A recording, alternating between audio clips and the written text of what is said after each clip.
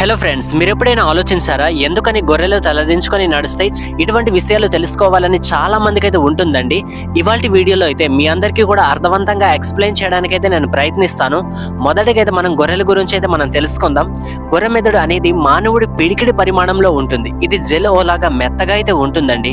కొన్ని మార్గాలలో గొర్రె మెదడు మానవుడి మెదడుతో సమానంగా ఉంటుంది. ఇతర మార్గాలలో ఇది చాలా చాలా భిన్నంగా అయితే ఉంటుంది.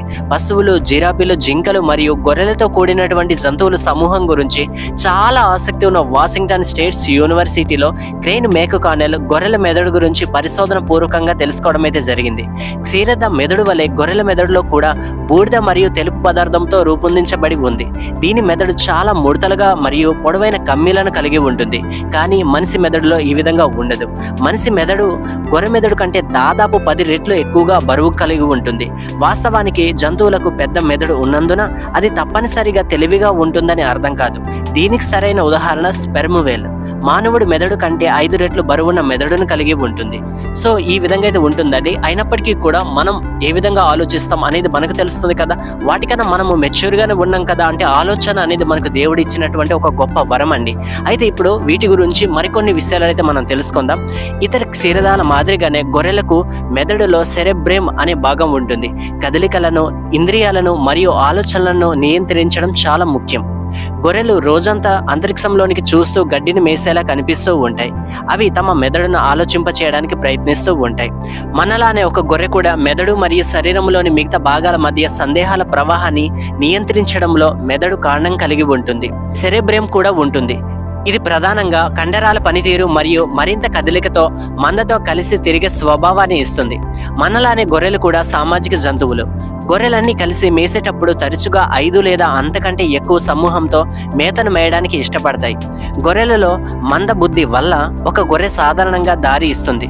మిగతావన్నీ ఆ క్రమాన్ని అనుసరిస్తాయి. ఇది ఒక జంతువు పుట్టినప్పటి నుండి కలిగి ఉన్న స్వభావం లేదా ప్రవర్తన.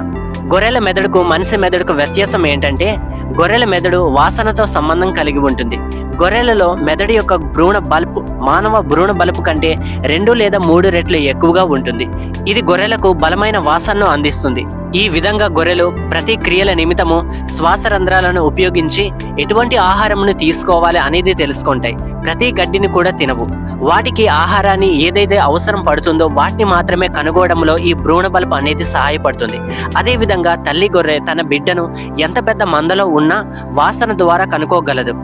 ఈ విధంగా వాటిలో అపార స్వభావం వల్ల నడిచేటప్పుడు తలదించుకుంటూ తన కర్తవ్య ప్రవర్తన స్వభావాన్ని చూపుతూ మనందరినీ కూడా ఆశ్చర్యపరుస్తూ ఉంటాయండి. సో చూసారు కదా, ఇది ఆ గొర్రెలో పుట్టినప్పటి నుండి ఉండేటటువంటి స్వభావం. ఆ స్వభావమే ప్రవర్తన. ఆ ప్రవర్తన పనితీరు అనేది ఏ విధంగా చూపుతుంది అంటే ఏదైనా సరే, ఏ పని చేస్తున్నా సరే తలనైతే దించుకుంటూ అయితే ముందుకైతే వెళ్తూ ఉంటుందండి. మనకు చూడడానికి ఎంతో ఆశ్చర్యంగా అయితే ఉంటుంది కదా. సో ఈ విధంగా అయితే మనందరినీ కూడా ఆశ్చర్యపరిచే సంఘటన అయితే ఈ గొర్రెలో అయితే కనిపిస్తూ ఉంటుంది. కాబట్టి మీరు ఈ వీడియో చూసాక మీకేమనిపించింది అనేది వీడియోలో అయితే కామెంట్ అయితే చేయండి. ఖచ్చితంగా ప్రతి ఒక్కరికైతే దీని గురించి తెలిసే ఉంటుంది అని అయితే నేను అనుకుంటున్నాను. సో ఇది గనక మీకు కొత్తగా అనిపించినట్లయితే మీ అభిప్రాయాన్ని అయితే ఖచ్చితంగా కామెంట్ అయితే చేయండి. ఓకేనా?